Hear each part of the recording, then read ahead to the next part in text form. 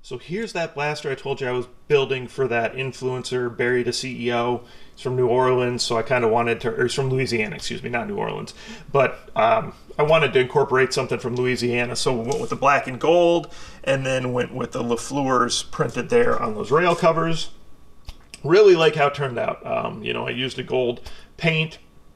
I just made sure to give it lots of time to dry, lots of time before I touched it. That's the hardest part. I get impatient because I want to get these done, and you just got to give it plenty of time if you're going to use any of those metallic type spray paints, and make sure you don't touch them, and you don't want to clear coat any of those metallic spray paints. It'll dull them, unless that's the look you're going for. I've used a metallic silver before and then clear coated it so it looks more kind of gunmetal gray, and that worked out good.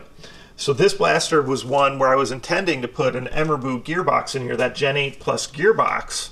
And then I found out it won't fit because this is a regular Gen 8 receiver. And they're slightly different sizes. The gearboxes are, it's a little bigger. I knew the motor was longer, but you can go ahead and hollow out the handle to make that fit. But the rest of it won't fit up above.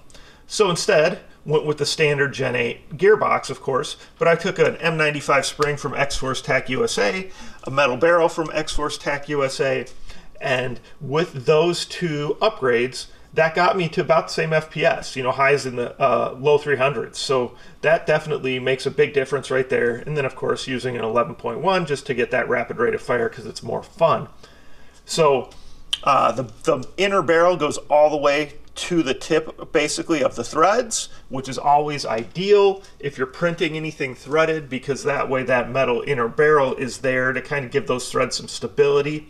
But I found even if you're extra careful with printed threads, sometimes you can end up breaking them. So I always try to really carefully break them in till you get a really nice smooth turning with them, and then go ahead and install them where you're looking to install them. So if you're printing any 3D stuff.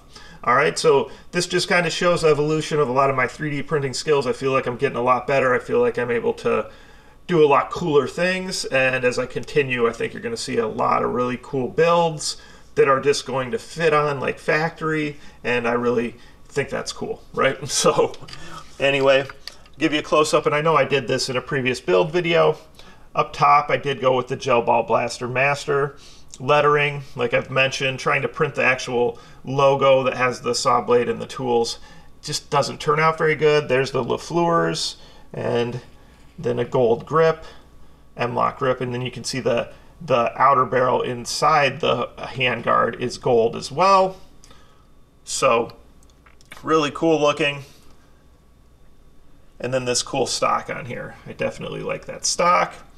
And it's intended to stop at that point. So you do have some exposed buffer tube, and then just to kind of do something different, put this on here so that you've got the ability to do that sling as well if you do that kind of one arm sling. So very cool blaster, good performance, upgrades from XFORCETACUSA.com. Make sure you check them out. I hope Barry is really happy with this. I think I did a very good job on it, and I'm really happy with how it turned out. Let me know what you guys think. Comments and questions, post them below. Of course, like, subscribe, share my channel with your friends, and check back. We have to shoot it and do a demonstration and show you the FPS on it, so make sure you come back for that video too and participate in those monthly giveaways. Thanks.